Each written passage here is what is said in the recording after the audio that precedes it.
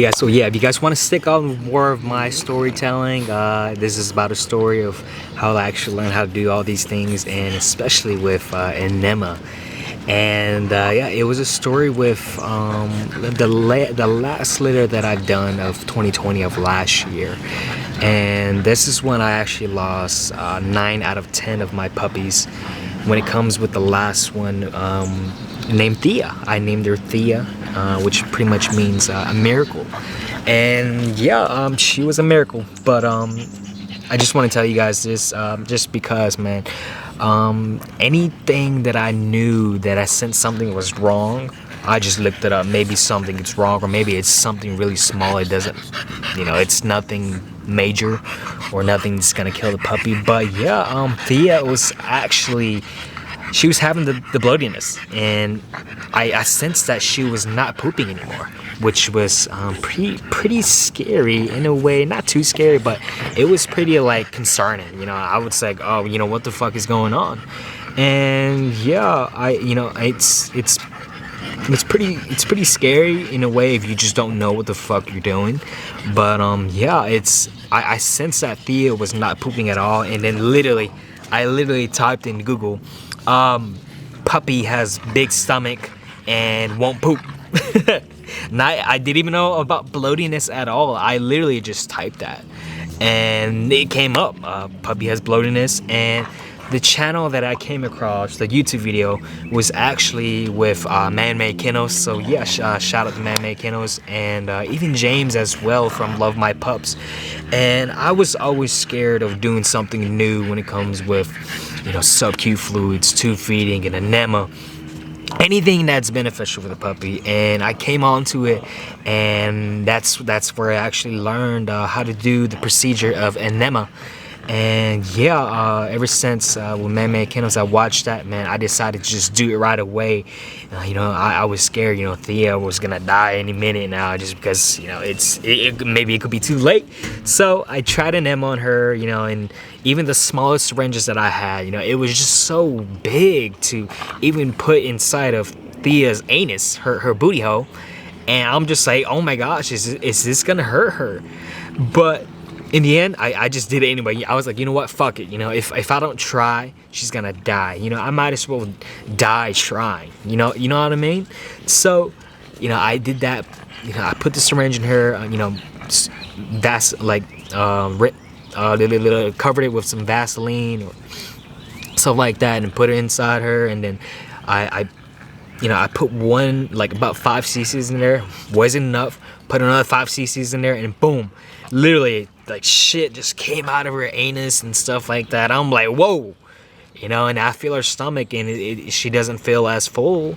And so I was like, okay, maybe she needs more food now. So, it's kind of a good thing to kind of know, like, how big the stomach is for the puppy, just to see, how much calories or nutrients or food they're getting. So it's really important to know all that stuff. So that's literally how I learned. And it's, even though the litter that I've lost 9 out of 10, it was actually 2 litters together.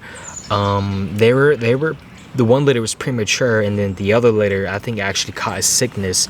And man, yeah, they were all sick. They literally were all sick.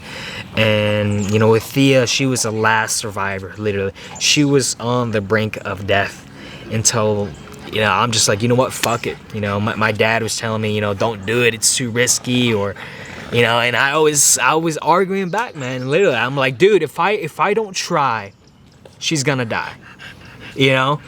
If I don't try, she's gonna die. I need to do this to learn how to do it. And I was 50-50 on myself, whether or not, like, okay, I need to do this. If not, she's just gonna die. I have to die trying. I at least have to know and not regret not doing it. You know what I mean? Maybe she could have survived. Maybe the other puppies could have survived. And yeah, that's literally why I started making videos for you guys, man. And it's just how I learn things, man. And with how much support that I'm already getting with 300 subs for you guys right now, it's crazy.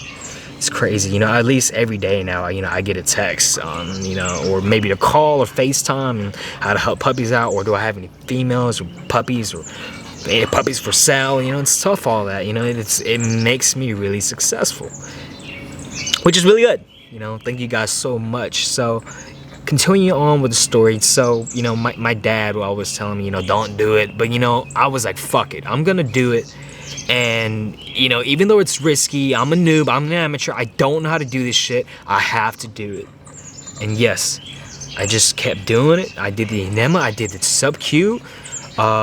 No, at that time I didn't do SubQ. At that time I did tube feeding, and yeah, Thea was really dehydrated as well. And at that time I didn't have those supplies at all. And yeah, too bad Thea did not get SubQs, but she still managed to survive just through tube feeding.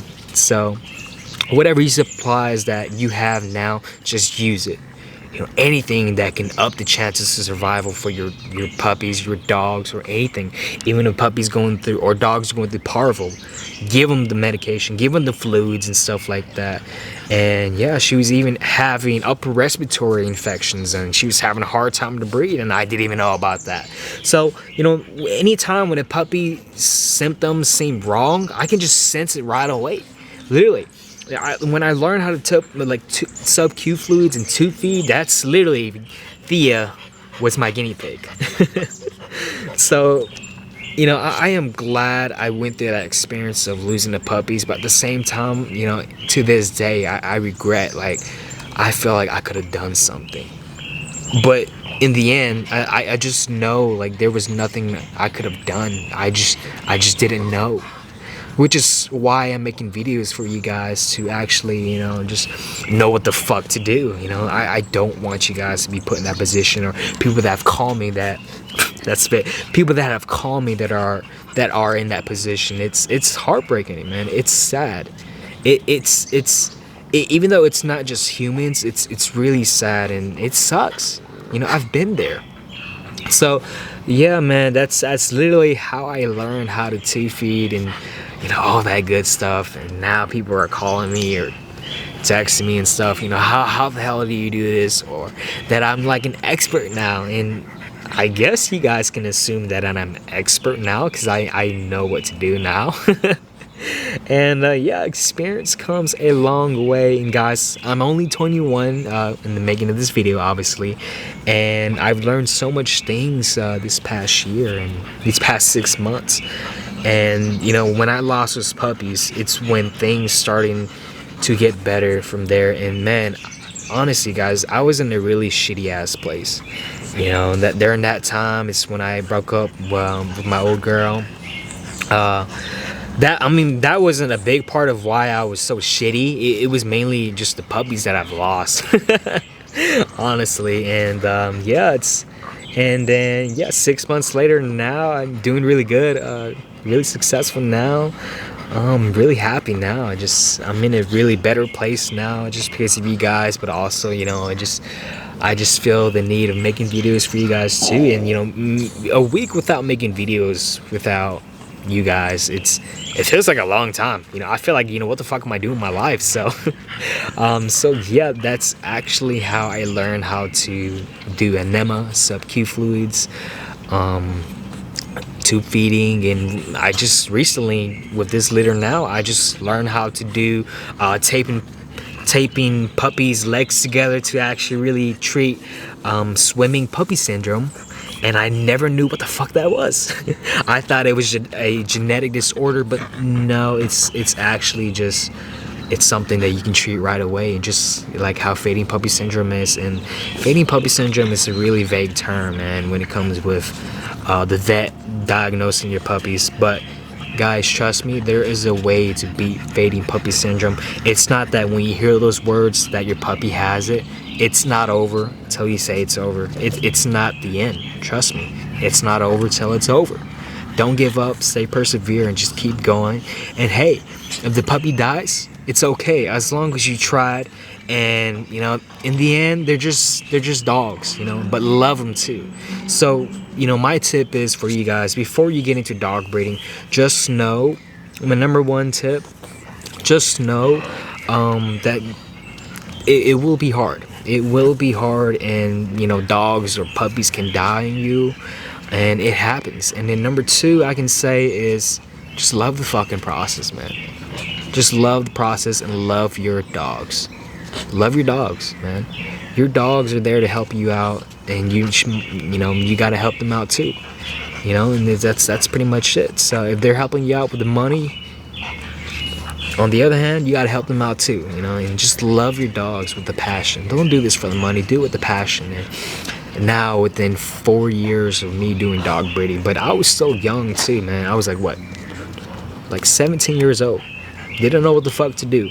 And now I've been successful, but now just going to college later, and I don't know if I'm gonna still do this or not. But guys, that is my story on how I learned how to do SubQs, Enema, tube feeding and stuff like that to actually help your puppies not die and prevent things. Thank you guys so much.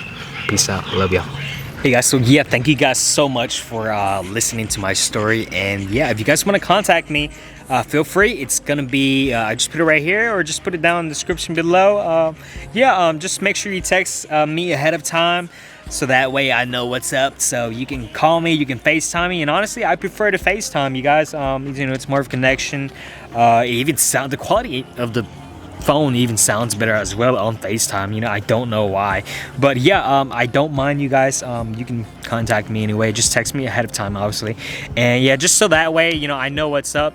You know, with that, just because, you know, I'm putting my phone out there, my personal contact number out there, and I hate people who want to advertise to me. You know, it gets annoying, and I always get phone calls about that. So yeah, just contact me through that, and you can even follow me on Instagram as well. Instagram, I'm not as active, but once I get my new lens for my camera, then yeah, I'll be more active for sure. So what's up, guys? So yeah, that's pretty much it, you guys. And yeah, hopefully you guys like that story. I do have a lot of shitty, you know, like shitty other times of stories. Lots of other stories as well, you know, shit tons of stories is what I meant to say. And yeah, that's pretty much it. And yeah, hopefully you guys learned something from that, and have how I actually learned how to do all that stuff. So yeah, thank you guys so much. And yeah, that's pretty much it. Like, subscribe. Peace.